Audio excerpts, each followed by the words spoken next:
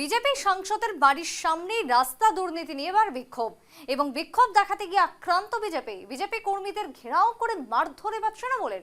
ছবি করার সময় আক্রান্ত সংবাদ মাধ্যম পর্যন্ত। বর্তমানে হাসপাতালে ভর্তি বিজেপির শান্তিপুর পঞ্চায়েত সমিতির সহসভাপতি চঞ্চল চক্রবর্তী। ঘটনাটি ঘটেছে নদিয়ার শান্তিপুর থানার অন্তর্গত আরবান্দি 2 নম্বর গ্রাম পঞ্চায়েতের বড় জিয়াকুর এলাকায়। জানা যায় যে ওই এলাকায় একটি শিশু উদ্যান এবং একটি রাস্তা তৈরির ফলক লাগানো হয়। দীর্ঘদিন আগে ফলক লাগানো হলেও রাস্তার কোনো রকমের কাজকর্ম হয়নি। শুক্রবার দুই ঘটনার প্রতিবাদ জানিয়ে এলাকায় গিয়ে বিক্ষোভ দেখাতে থাকে বিজেপি। নেতৃত্বে ছিলেন শান্তিপুর পঞ্চায়েত সমিতির সহসভাপতি তথা বিজেপির নেতা চঞ্চল চক্রবর্তী। দেখুন।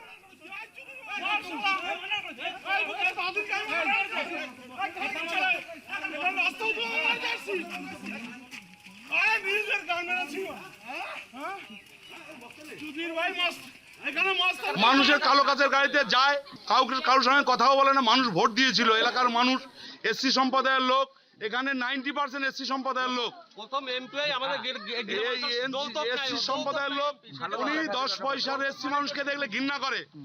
উনি এসসি সম্প্রদায়ের লোক দেখলে হলেও এসসি সম্প্রদায়ের লোক দেখলে ঘৃণা করে। একটা পয়সা কাজ করেনি, বরঞ্চ উনি কি করেছে, এখানে এসসি সম্প্রদায়ের লোক আছে, যেমন আমার 14 নম্বর বুথে 44খানায় নির্বাচন কমিশনকে দিয়ে চিঠি পাঠিয়েছে। যারা তৃণমূল করে তাদের নামে হচ্ছে সব নোটিশ আসছে।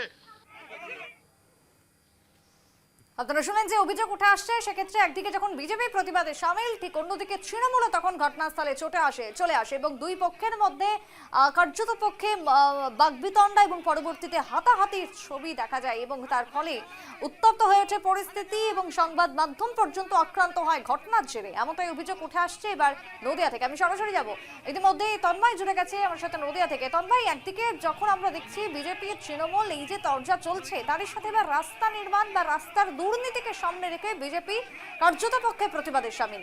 নদিয়ার যে ছবি দেখো, নদিয়ার শান্তিপুর থানার অন্তর্গত আরাবন্দি যে গ্রাম, সেই গ্রামের কিন্তু এই যে এলাকা, সেই এলাকার কিন্তু বিজেপি সাংসদের বাড়ির সামনে যে রাস্তা, সেই রাস্তাতে কিন্তু দুর্নীতির অভিযোগ উঠেছে এবং সেই দুর্নীতির প্রসঙ্গ তুলে বিজেপি কিন্তু বিক্ষোভ দেখাতে শুরু করে এবং এই বিক্ষোভ যখন দেখাতে শুরু করে তখন তৃণমূলের পক্ষ থেকে কিন্তু তারা চলে এসে সেখানে কিন্তু তাদের সাথে, তৃণমূলের সাথে বিজেপির সঙ্গে বাকবিতণ্ড শুরু হয় এবং তারপর সেখান থেকে হাতাহাতিতে পরিণত হয়। মূলত একটা বিষয়, যেখানে সেখানে দীর্ঘদিন ধরে ফলক লাগানো হলেও কিন্তু কাজ সেটি হয়নি। ফলক লাগানো রয়েছে কিন্তু কাজ হয়নি। এখানেই কিন্তু প্রসঙ্গ উঠেছে, তখনই কিন্তু বিজেপির পক্ষ থেকে দাবি করা হয় যে ফলক লাগানো সত্ত্বেও কাজ হয়নি, কারণ অর্থাৎ ভুয়োভাবে কিন্তু ফলকটা লাগানো হয় কিন্তু সেটি কিন্তু কোনো কাজ হয়নি। তখন বিজেপি কর্মীদের সাথে কিন্তু তৃণমূল কর্মীদের বাকবিতণ্ড এবং সেখান থেকে হাতাহাতিতে পরিণত হয়। সংবাদ মাধ্যমের প্রতিনিধি যারা ছিলেন তাদেরকেও কিন্তু রীতিমতো আক্রান্ত করা হয়, কারণ সংবাদ মাধ্যম এই ঘটনাকে তুলে ধরলে তাদের পক্ষে অসুবিধা হবে এমনই জেনে তাদের সংবাদ মাধ্যমকে বাধা দেওয়া হচ্ছে। অর্থাৎ সত্য ঘটনা তুলে ধরলেই সংবাদ মাধ্যমের ওপর চড়াও হচ্ছেন তৃণমূলের পক্ষ থেকে, সে যেখানেই হোক না কেন। এই ধরনের ঘটনা ঘটছে এবং এই ঘটনাকে কেন্দ্র করে রীতিমতো রণক্ষেত্রের চেহারা নেয় এবং ঘটনাস্থলে শান্তিপুর থানার পুলিশ কিন্তু এসে ঘটনার সামাল দেয়। তবে এখনো পর্যন্ত এই ঘটনায় কিন্তু রাজনৈতিক মহলে কিন্তু যথেষ্ট নিন্দার ঝড় উঠেছে। সুপ্রীতি। বেশ, তন্ময়, ধন্যবাদ তোমায়। অর্থাৎ বিজেপি সাংসদের বাড়ির সামনে রাস্তা দুর্নীতি আর এই নিয়ে বিক্ষোভ শুরু হয়ে যায়। বিক্ষোভ দেখাতে গিয়ে কার্যত আক্রান্ত বিজেপির কর্মীদের ঘেরাও করে মারধর তৃণমূলের। ছবি করার সময় আক্রান্ত সংবাদ মাধ্যম। বাংলায় গণতন্ত্র কোন পর্যায়ে গিয়ে পৌঁছেছে, সব মিলিয়ে উঠে আসছে প্রশ্ন।